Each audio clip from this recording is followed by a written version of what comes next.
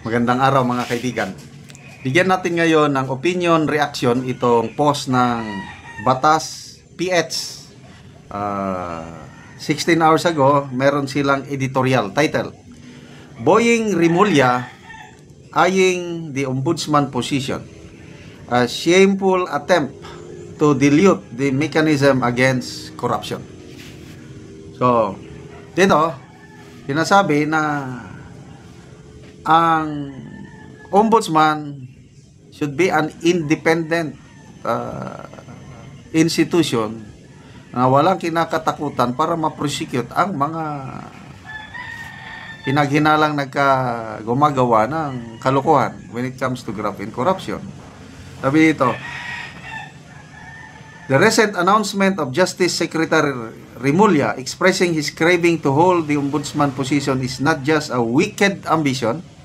It is more of a defensive attempt to potentially cover up future prosecution efforts against his inner circle and blossom buddies.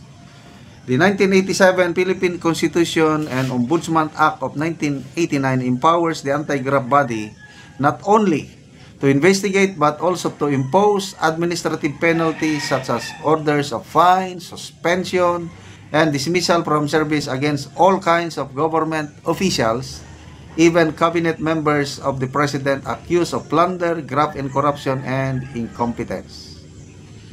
Our legal system vests the ombudsman with a vital role to streamline the accountability of public officials. This is especially true with the consolidation of investigatory, prosecutory, and adjudicative powers within the ombudsman, which is legally intended to efficiently curb corruption and ensure integrity within the public office. No less than the Supreme Court recognizes the ombudsman role in championing the welfare of the people against erring government officials. Undoubtedly, it can shape the landscape of the country's legal system. That's why whoever leads it should be someone who has recognized probity and the highest principles of honesty and decency. But why shouldn't the power of the ombudsman fall into the wrong hands of someone like Boying Rimulya? This is because he lacks all the necessary standards to become an effective anti-graft buster.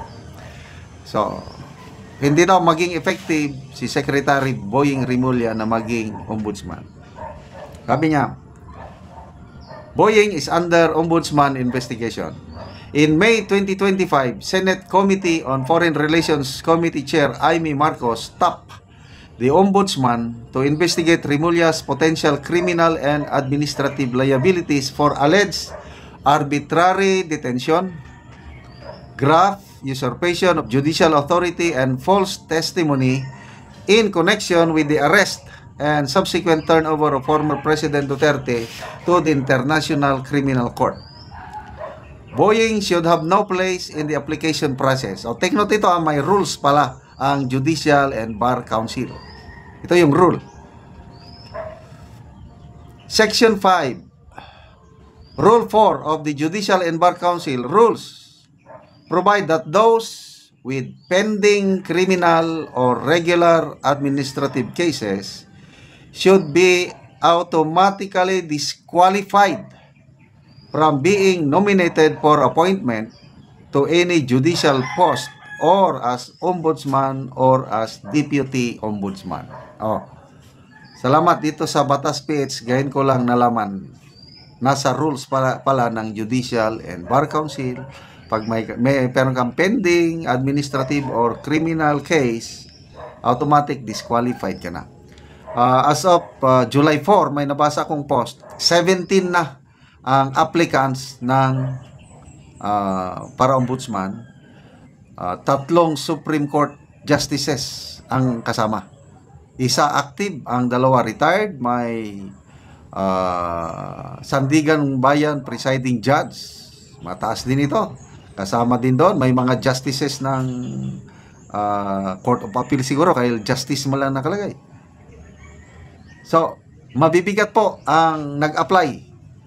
Mga may proven track record sa judiciary. So, hintayin natin ang resulta ng Judicial and Bar Council dahil sila ang magre-recommend ng shortlist, 3 ba o 5 i-recommend nila sa Pangulo para ang Pangulo ang mamili.